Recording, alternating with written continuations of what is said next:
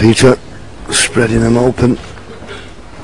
He's not got a great cue ball, because Ronnie can get to the bottom of the white and bring the cue ball back to the back to this top cushion. That's the one he's looking at to try and get back there.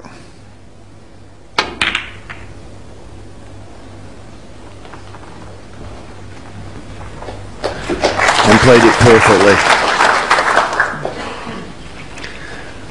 A little problem here for Peter Ebdon to get this safe. That's the thing, you see, about getting the cue ball close to this top cushion. You can't get to the bottom of the white to play a screw shot. So he's got a tricky problem here as Peter. And the way the reds are spread, he knows one mistake and it could cost him dear.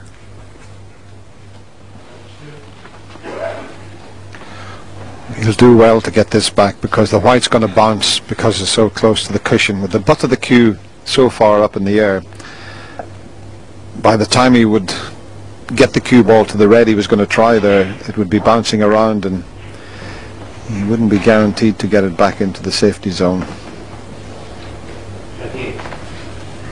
And that's why he's been thinking about this shot for just over a minute now.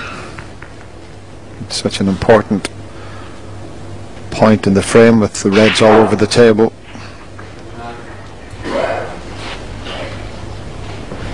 Yeah, so occasionally as Ronnie waits, nothing he can do, he's caused the problem.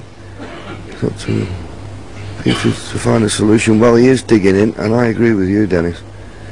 This is very risky.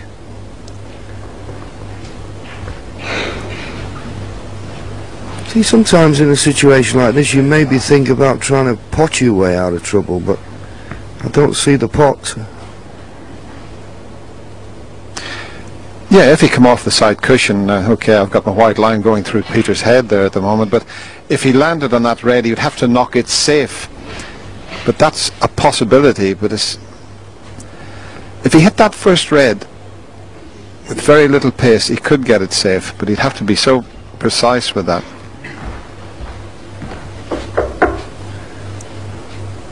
And we've just gone over 2 minutes. People have said to me in the past, is there a time limit for a shot? It's the referee who decides on how long a player should have to play a shot.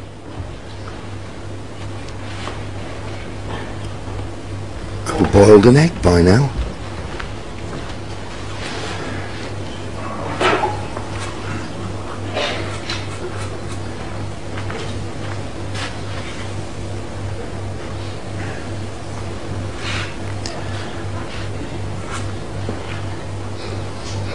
I think the record for a frame is Tony Drago. He finished a frame in about 3.5 minutes.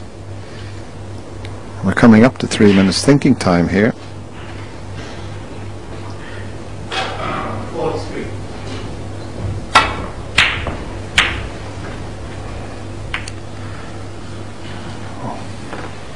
Well, if he has landed on that red, he is very fortunate indeed, because that red pots along the cushion. 5.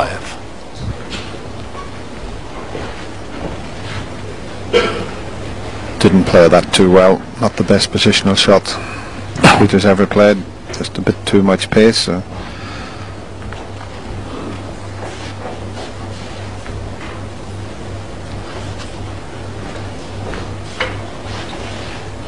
This is a big frame for Ronnie O'Sullivan.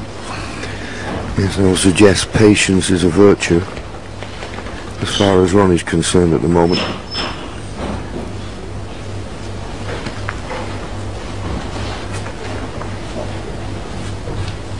Of course, in the early days of coming to the Crucible we had lots of players like this, didn't we? Cliff Thorburn, Eddie Charlton, Terry Griffiths. Fred Davis was a real man for keeping you in your seat.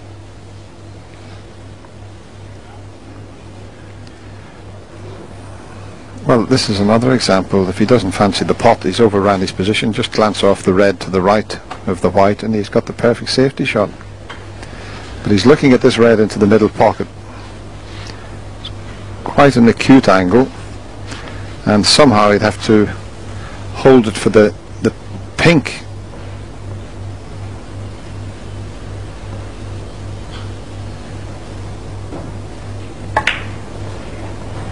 Well, it wasn't all that bad. I thought it was a thinner cut than that. 6. Yeah, it's just a natural shot. It took him 1.5 minutes to decide on it, but yes, I from where we are, that looked thin. I thought he maybe have to play a little drag shot or something, but no, he just rolled it in perfectly on the pink into the left centre.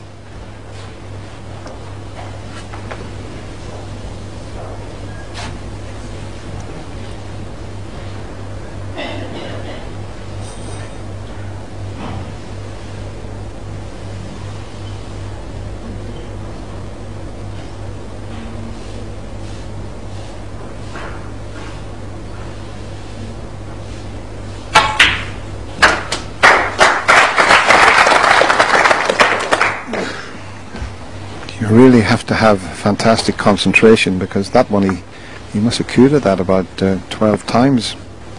But he really is making absolutely sure.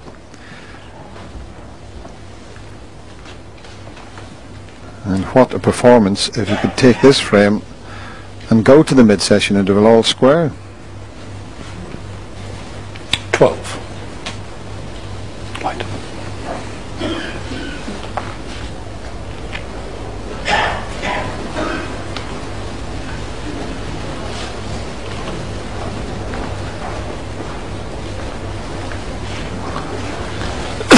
Cue ball cleaned again. Ronnie sat there suffering. It's taken over 5 minutes for this break of 12 by Peter. 5 minutes and 20 seconds. We keep saying it. Ronnie made that maximum here in 1997. There you go. We're just past that 5 minute 20 seconds, and the break's 12.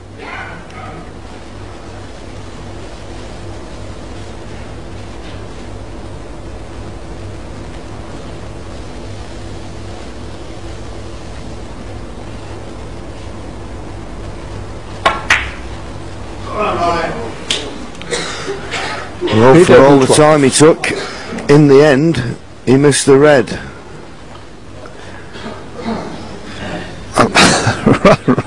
Well, Ronnie's looking at him, but that's amazing. Peter's not even wanting to look anywhere near Ronnie, but what a reaction from Ronnie O'Sullivan there.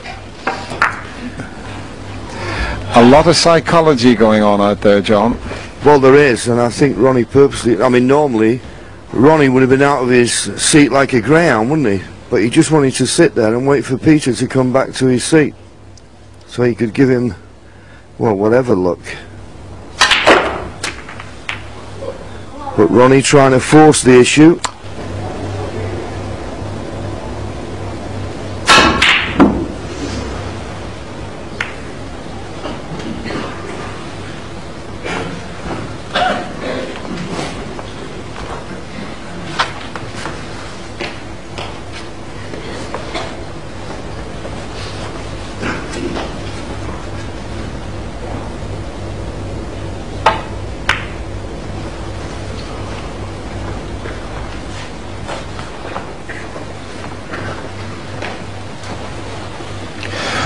Well, Hazel, just that last shot that was played. Peter got away with it somewhat. But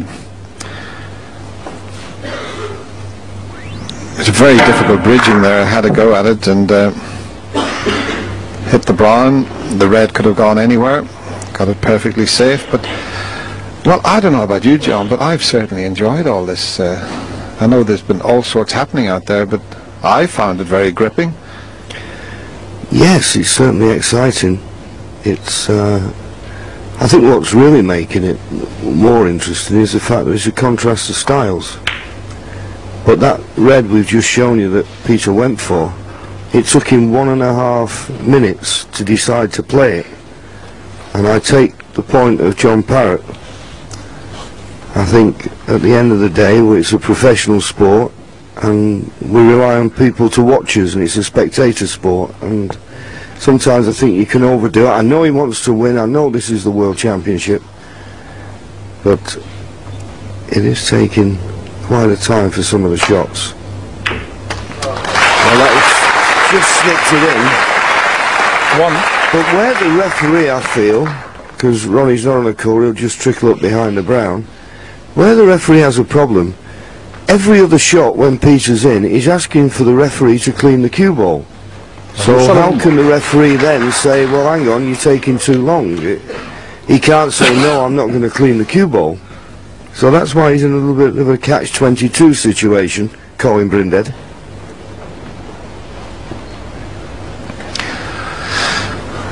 Well, now he's in quite a lot of trouble.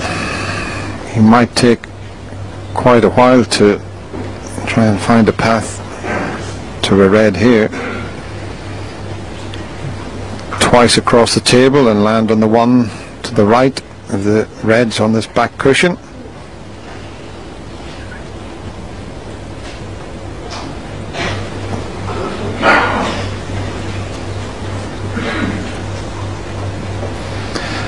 That's the possible escape route onto that red, but he would leave a possible pot, so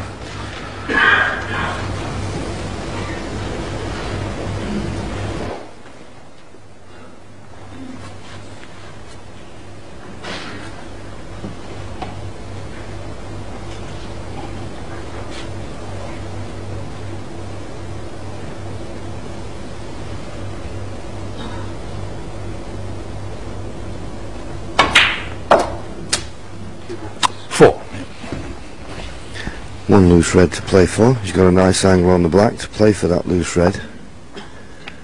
I don't think Peter Ebdon's going to be in any rush to open the reds. Obviously he'll have to if he's going to make this a sizeable contribution.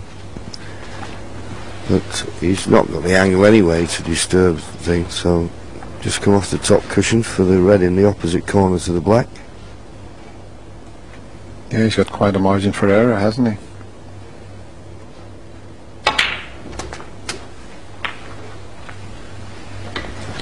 Now he's left himself short on the red, but 11.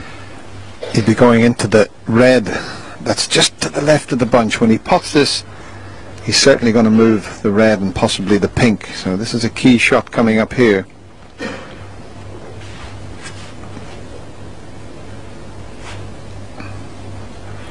This really will disturb reds and pink here.